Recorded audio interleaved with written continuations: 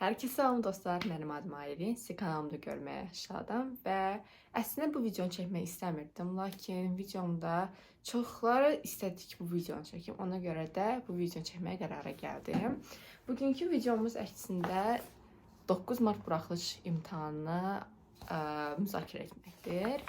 Mən imtahanı verəndə əslində istəmirdim bunu çəkim. Çünki həm modda da deyildim elə, həm də ki başım çox qarışmışdı.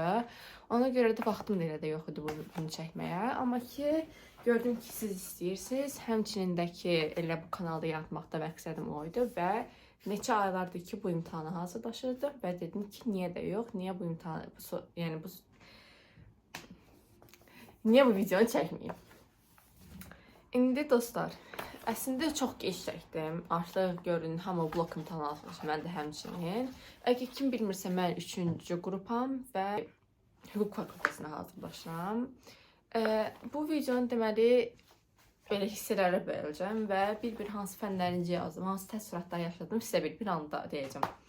Deməli, ən birinci olaraq mən imtahanın səhərsi günü əslində 1 qram narahatlıq keçirmirdim. Çünki 9-cu sinifdə mən çox narahat idim imtahanda. Ki, nətər olacaq, necə olacaq, bilirsiniz də, 9-cu sinifdə ilk təəssürat daxı ona görə. İndi isə, bu 11-ci sinifdə isə o qədər narahatlıq keçirmirdim. Yəni, hər şey bir rahat gəlirdi. Dedim ki, nə var həm də ki, ən qəribəsi də o idi ki, mən özümün 5-ci sinifə qədər oxuduğum məktəbə düşmüşüm. Yəni, öz evimin yanındakı olan məktəbə düşmüşüm. Bu da ən qəribə şeylərdən biri idi. Çünki eşitmişəm ki, çoxu kim 11-ci sinifdirsə, biri Biləcəriyə, biri Xırdalana, biri hərə bir yerə göndərirlər. Əslində, mənim dostlarım da elə göndərmişdilər. Bir dənə dostum var, adı İncədə Baxsan. O da mənim oxuduğum məktəbə düşmüşüm. Mən də onu oxuduğum məktəbə düşmüşdüm. Çox qəribə idi, yəni. Özdə ki, biz eyni bir yerdə hazırlıq falan gedirik. İndi necə oldu? Deməli, mən imtahanı gedirəm və əlbəttə ki, hava da çox gözəl, isti havadır və artıq məktəbə yaxınlaşanda o qədər adam var idi. Artıq o zaman mən əsl imtahanı getdiyimi hiss elədim. Və ondan sonra isə biz getdik, bizə dedilər ki, birinci oğlanlar gələcək imtahana, yəni birinci oğlanlar buraxacaqlar, ondan sonra qızlar. Biz getdik, içəri bizi buraxmadılar, biz sadəcə çöldə gözləyirdik, hər kəsə bir-bir belə yoxlu gedirdi.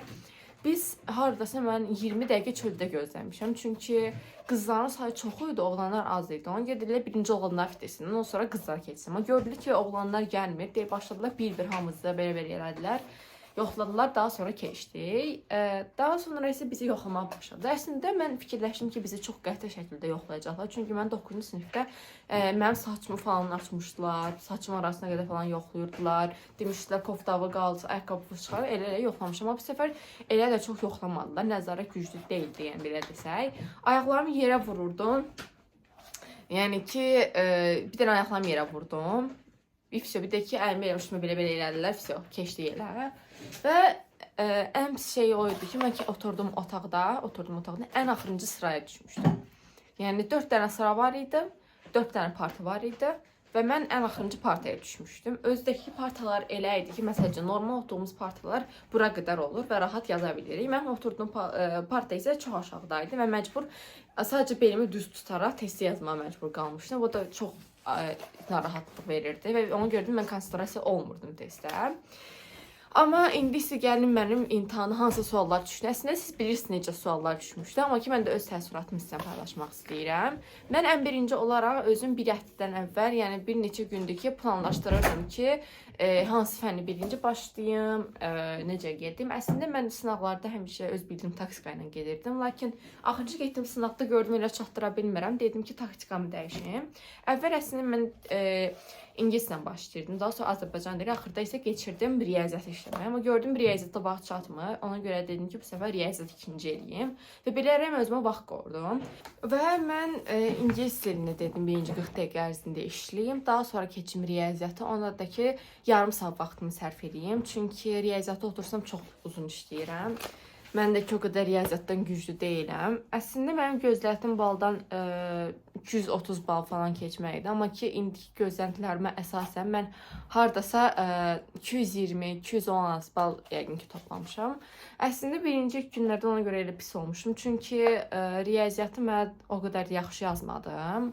O qədər yaxşı yazmadım deyəndə o mənim gücüm, yəni o qədər güclü, yəni super yazmağa çatmırdı. Amma mən hədəfim o idi ki, belə yüksək bal toplayım. Amma ki, riyaziyyatdan da çox diqqətsiz səhvlər eləmişəm. Axıra saxladım deyə çox çətin sualları. Dedim axırda işləm. Birdən də ağlıma gəldi. Əslində düz yolla getmişəm. Amma ki, həyəcandan səhv toplamışdım hamısını. Məsəl üçün, orada bir sual var idi. 1 ilə 0.8-i toplamışam. 0.9 yazmışam. Yəni, kimin ağlına gələr bunu eləmək? Tabii ki də mənim ağlıma gəldi.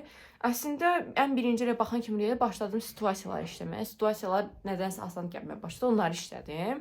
Sonra başladım qapalı suallar eləməyə. Qapalı suallar da əslində daha çətin idi situasiyadan. Bilmirəm, 2 mart mənə elə gəldi, amma 2 mart daha asan idi. Mən 2 martdan ki 17 düzüm çıxmışdı. Bu səfərkində isə 12 ya da 13 dənə düzüm çıxıbdı. Və belə. İngilis dili indi necə deyim? İngilis dili asan idi. Bizə amma bildiyiniz kimi listeninglər yəni çox hədsiz dərəcə başa düşülməyən bir listening idi. Özdə ki mən ən axırıncı sırada oturmuşdum. Ən qəribəsini baxın görün nə oldu. Bizə deməli bizi yoxlayan qadın bizə dedilər ki, bunları açmayın. Amma əlbəttə mən axırda oturduğum üçün açdım və listeningləri başladım tərcümələr etmək. Çünki mənə də elə daha asandır. Və qadın gəlir, sonra deyir ki, qoşur. Yəni ona bultuzu gətirmişdilər və bizə demir ki, heç açın. Birbaşa qoşur. Biz də hamımız deyək ki, heç biz üzünə də baxmamışıq, bizə heç gəlməmişik. Çoxu özünü şübhəliyə vurdu və ondan sonra Dimin öz adamı gəldi. Bizə dedi ki, sizə yaxşı yerində qoşacağıq və ondan sonrası elə paçlı, yəni bir dənəsinin yarısına qədər eşitdim. 2 dənəsini isə daha sonra yenidən qoşdular. Amma ki mən əslində elə bildim hamısını düpbədüz yazmışam, amma ki elə deyildi. Çünki bir dənə açıq sualı səhv eşitmişəm. Orada bir sual var ki, uşaq harda elə bir hər kəsə ürəkləndirir. Mən elə bildim Kaliforniya adamını ürəkləndirir. Onu da elə yazmışım çünki onu demişdi. Daha sonra amma başqa şey deyirdi. School, event, heç o söz, yəni ki o sözü eşitməmişdim mən. Amma digərlərini eşitdim şükür. Qapaqları ingilis dilinin çox asandı idi. Onlarda səhvim çıxmadı. Mətndə də səhvim çıxmadı desəydim çox gözəl olardı, amma bir dənə açıq suala səhv yazmışam. Orada elə bir being the only one of its kind deyirdi. Mən elə bildim ki, yəni xüsusiyyət deməkdir. Hər kəsin bir xüsusiyyəti, hər kəsə bir ayrı bir şeydir də. Mən elə ağıllan fikirləşmişəm, bilmirəm necə. O da ki, unique-in yanındaca unique çıxmışdı. Onun yanında future yazmışdı. Mən dedim bəlkə unique yazdım. Dedim yox, unique heç uyğun gəlmir də. Götürdüm future yazdım. Səhv getdi. Və belə də səhvim çıxdı. Bir dənə də sualdan əmin deyiləm orada. Elə bir orada rulers deyil. Mən governors yazdım. Təcə governors. Orada mən governors yazmışam. Bilmirəm o nə dərəcə düz götürəcək demək o sualı. Amma dua edirəm ki, inşallah onu da düz götürərlər. Daha sonra Azərbaycan dili. Azərbaycan dili mətnləri su kimi idi. Asan idi mətnlər. Amma ki qrammatika da çox asandır, su kimi idi qrammatikada, amma o qədər diqqətsiz səhvlər eləmişəm ki, qrammatikadan, yəni çoxu əslində frazoloji birləşmə, mənim dostlarımın çoxu frazoloji birləşmədə səhv edir. Mən də ən belə mənasız, ən heç əlaqəsi olmayan bir sual səhv eləmişəm. Zərfi kimi oxuyub cavabı başqa şeylərin ümumiyyətlə yazmışam. O da anda var idi. Mən də deyirəm, hə zərfilikdir bu, anda feili bağlamadır. Tərcümə eləmişəm, ondan sonra zamanı, tezləri qaçdırmışım hər şey bir-birinə, elə də o səhv getdi. Bir səhvi də söz birləşmələrində eləmişdim səhv. Amma əslində qrammatika heç səhvim deyildi də. Yəni mən 2 martın 2-də işləmişdim. Bir dənə səhvim çıxmışdı. O da frazoloji birləşməydi. Bu səfər də götürdüm frazoloji birləşməni düz yazdım, götürdüm ən sadə suala səhv yazdım. Belə oldu imtahanda da. Əslində heç gözləmədiyim şeylər səhv eləmişəm. Mətndə də qrammatikada, mətndə də qapalı sualların hamısı düz çıxdı. Ən qəribə şey də o idi. Mən hansı sınağa getmişəm, nə işləmişəmsə həmişə, yəni olsa həmişə də bir dənə səhvim çıxdı mətndən. Bu səfər isə qapalıdan heç səhvim çıxmadı. Səhv çıxanlarda yarı səhvim çıxdı belə. Yarı ikisi düz, biri səhv, üçü düz, biri səhv kimi bir şeylər belə çıxdı. Bu da ki belə idi. Bilmirəm necə oldu. Əslində evdə özüm belə otursam işləsəm, deyirəm ki, nə var asanlıqda səhvsiz. Amma imtahan həyəcanına görə həm mən stres basırdı, həm də ki bizə hər dəqiqə hatırlatırdılar ki, sizin 15 dəqiqəniz qaldı, 10 dəqiqəniz qaldı. Belə qaldı. Hələ mənim bir həftənin riyaziyyatım qalmış. Bir həftə Azərbaycan dilini işləyirdim. Yəni ümumiyyətlə çox qəribə hisslər yaşayırdım həmin zaman. Amma bilmirəm indi inşallah yaxşı çıxar balım. Çünki mən bura qədər indi sizə bir şey göstərmək istəyirəm.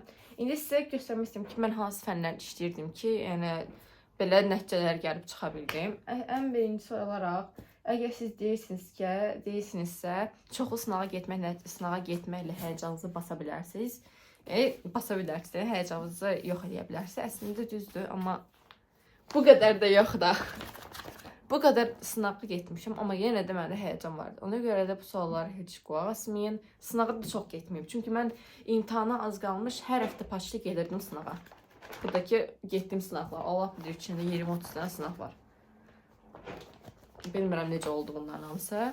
Ya ona görə də narahat olmayın. İmtahandır əslində, heç bir şeydir, qorxulu deyil. Özünüzü boş-boşuna qorxudursunuz ki, mənə də imtahana qədər elə deyirdi. Elə bir universitetə girən yaxınımız var. O mənə deyirdi ki, qorxma, narahat olma. Heç gedəndə belə sonra deyəcəksin ki, nəyə görə mən qorxurum. Həqiqətən də elədir, yəni. Kim hələ də, kim 10-cu sinifdirsə, kim hələ bu il imtahan verəcəksə, yəni deyirəm ki, heç narahat olmayın. Çünki qram qorxu deyil, yəni qram heç əlaqəsi yoxdur qorxu ilə. Sadəcə elə bir sınaq otaqlarında oturursunuz, sadəcə bir test yazırsınız. Heç bir şey. İşlədiyim fənlər də daha çox topluydu. Güvən ancaq riyaziyyatdan işləyirdi. Odur ki, əlavə olaraq işləyirdim mən riyaziyyatdan. Daha çox imtahanda OTK-lar çıxanda bunları işləməyə başladım. Riyaziyyatda qalıb, riyaziyyat hazırlığında. Bir dənə Azərbaycan lingvistik məndədir. Hamısını axıra qədər bitirmədim. Son bir dənə ya 2 dənə sınaq qaldı. Amma bunlar böyük bir xeyir oldu. Həqiqətən, yəni alın, istifadə edin. Çünki bu din bunun əsasında salacaq. Əsas mətni yəni birə-bir onun əsasında salıbdır. İngilis dilini də demək olar ki, elə o əsasda salıb, amma riyaziyyatda əlaqə deyildi. Yəni riyaziyyatda tamamilə başqa şeylər salıb. Riyaziyyatda çox çətin idi OTK, burada asandı idi əslində. Amma ki, kim 2 mart veribsə başa düşər. 2 mart çox asandı idi. 9 mart isə qəliz idi. Həm listening həm çoxu səhv yazıbdı. Bəli, səhvsiz yazanlar da olub, amma əksəriyyət səhvlə yazıbdı. Bir də riyaziyyat çətin idi. Əlbəttə riyaziyyat yəni böyük bir fərq var çətinliklər arasında. Çünki nə var, yəni kompleks ədədlərdən ən asanını onlara salıblar. Nə bilim, silsilədən ən asanını onlara salıblar. Nə deyə bilərəm başqa? Başqa da heç nə də bu səfər də belə verdik. Başqa məsləhətim də odur ki, çoxlu təkrar edeyim və çoxlu sınaq işləyin imtahana qalmış, az qalmış. Mən məsəl üçün riyaziyyatdan hər gün oturub sınaq özümə qoyurdum və riyaziyyatdan sınaq işləyirdim. Məsələn, sınaqda çox gözəl işləyirdim. 17 dənə düzüm çıxırdı. Bilmirəm imtahana necə oldu, amma ki artıq oldu. Bu səfər isə qabağa baxmaq lazımdır. Çünki blokdan maksimum dərəcədə bal toplamaq bizə lazımdır. Özdəki mən hüqqa verirəm və bilmirəm ki, nə dərəcədə yaxşı super olacaq. Amma əsas hədəfim indi oradan 400 bal toplamaqdır. Çünki çətin bilmədiyim fən yoxdur. Azərbaycan dilini bilirəm, tarixi bilirəm, ədəbiyyat da bilirəm. Əsas mənə boş qaldı ki, onu səhvsiz və düzgün işləmək. Əsas mən qorxduğum şey o da diqqətsiz səhvlərdir. Çünki mən bu imtahanda çox böyük dərəcədə diqqət səhv eləmişəm. Gözümdən qaçırdığım çox şey olubdur. Ümid edirəm ki, heç kim başına belə şey gəlməz. Hər kəs diqqətli işləyər və İnşallah da hər kəs bloku yaxşı verər və balları inşallah qaldırmazlar. Əsas qorxduğum odur ki, balları qaldıracaqlar. Güya deyirlər bu il minimum dərəcə 3-5 bal, maksimum 15-20 bal artıra bilərlər. 15-20 balda da biraz da 2 il keçsə artıq 700 bal olacaq da, yəni ən yüksək fakültə. Bilmirəm, yəni bu din bizlə nə edəcək. Ona görə də dostlar, heç nədən qorxmayın, sadəcə irəli. Bugün sağollaşıram sizinlə. İnşallah dediklərim sizə böyük bir xeyir oldu. Sağ olun, salamat qalın.